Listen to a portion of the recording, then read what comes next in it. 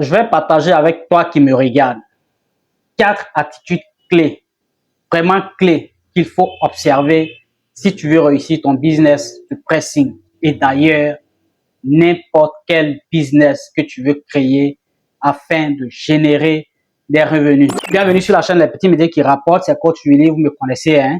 Voilà, pas trop de salam alek maintenant. Sachez qu'on est à 5000 abonnés, ça se fait. Voilà, je vous remercie les gars, vraiment c'est zo. Voilà, et je vous aime beaucoup. Même si on n'a pas toujours le temps, vous savez, on se bat sur le terrain, même si comme vous vous battez. Donc, le temps, c'est vraiment géré. Voilà, donc, merci à tous. Merci pour les encouragements. Merci à tous les abonnés. Et je vous invite, pour ceux qui ne sont pas encore abonnés, à vous abonner à la chaîne. Likez les contenus, partagez-les.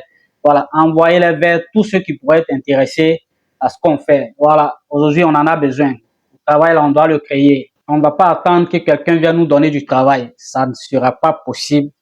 Voilà, dans l'environnement dans lequel nous sommes et dans le système dans lequel nous vivons. Donc, c'est à nous de nous débrouiller. On doit demain trouver de quoi faire pour pouvoir nourrir nos différentes familles et nous-mêmes. Voilà, donc, je vais vous présenter les 4 attitudes qu'il faut avoir. Et je vous dis ça parce que j'ai vu des gens s'installer et voilà, j'ai vu les résultats que certains ont donnés et j'ai vu d'autres échouer. Et c'est un retour d'expérience que je vous partage parce que il y a des personnes que j'ai vues installer et au bout de quelques mois seulement, se sont vues en train de fermer boutique. Voilà. La première chose à faire avant d'ouvrir un business quelconque, c'est d'abord de se former. Ça, c'est important. Quoi que vous vouliez faire, formez-vous, informez-vous. En tout cas, touchez à tout ce qui concerne la chose. Commencez par lire des articles sur la chose, par lire des livres s'il en existe sur la chose. Commencez par regarder des vidéos concernant la chose. En tout cas, imprégnez-vous de tout ce qui concerne la chose.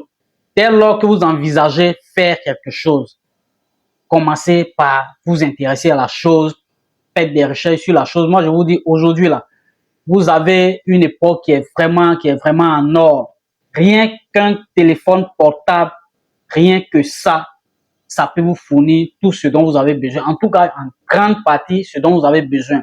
Voilà, peut-être que il y aura quand même une certaine partie qui ne sera pas disponible, mais vous aurez déjà beaucoup d'informations sur la chose. Et aujourd'hui, tout le monde peut l'avoir. Sinon, même déjà, tout le monde, les gens ont 2, 3, 4 smartphones à eux seuls. Voilà, donc, c'est vraiment à portée de main. L'information est à portée de main et à travers l'information, déjà, vous pouvez avoir accès à plein d'autres choses. Donc, formez-vous, faites-vous former, apprenez, informez-vous.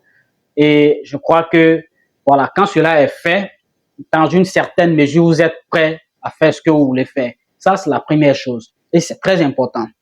Voilà. La deuxième chose à faire, si vous voulez créer un business, une affaire, c'est de faire votre étude du marché. C'est très important dans la mesure où vous vivez dans un environnement. Voilà. Vous vivez dans un environnement et très souvent les gens tombent dans ce piège parce que après avoir regardé une vidéo sur une quelconque activité, vous décidez de lancer le même business dans votre environnement. Alors que l'environnement dans lequel celui qui a présenté la vidéo n'est pas le même environnement que le vôtre. Donc, vous devez faire une étude du marché dans votre environnement pour évaluer le besoin. Pour évaluer le besoin parce que c'est très important. C'est très important.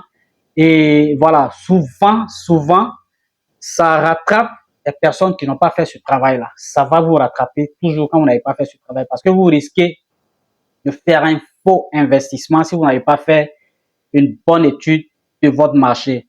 Donc, c'est très important d'évaluer son marché et de voir ce que vous pouvez combler, voilà, comme vide dans ce marché. Parce que l'entrepreneuriat, c'est répondre à des besoins. Donc, si vous voulez vous lancer dans un domaine quelconque, si c'est par exemple dans le domaine de pressing, là où vous êtes, évaluez votre marché. Quels sont les besoins? Qui sont ceux qui envoient les habits au pressing? Qui sont les potentielles personnes qui peuvent envoyer des habits au pressing? Tout cela, c'est important avant de créer son business de pressing. Donc, ça fait la deuxième chose à observer. La troisième chose est en étroit lien avec la deuxième attitude.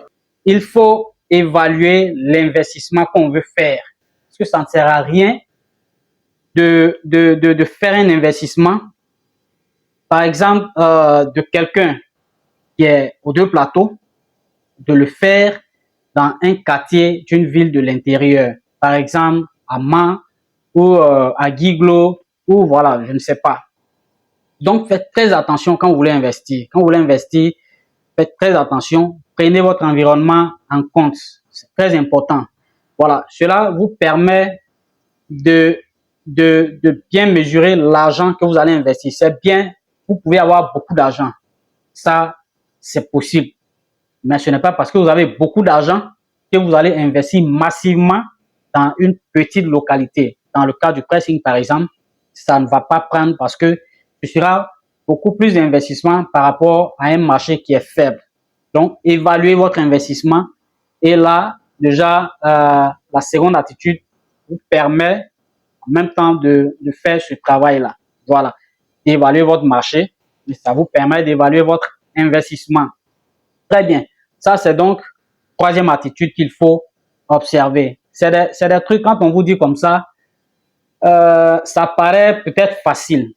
Ça paraît peut-être facile, mais dans les faits, ça vous rattrape toujours. Voilà. Il y a eu le cas d'un monsieur qui a ouvert un pressing de type industriel dans une petite localité de l'intérieur, dans une petite ville de l'intérieur, avec une grande machine de nettoyage à sec. C'est des machines qui coûtent cher. Et voilà, étant donné que dans cette ville-là, généralement, les gens portent les tenues traditionnelles, il s'est peut-être dit que c'est une opportunité. C'est vrai, c'est une opportunité, mais l'investissement est énorme par rapport au marché existant. Parce que c'est une petite ville de l'intérieur. Voilà, et je ne pense pas que un quart, même un dixième de la population fréquente les pressings. Donc, il faut faire très attention.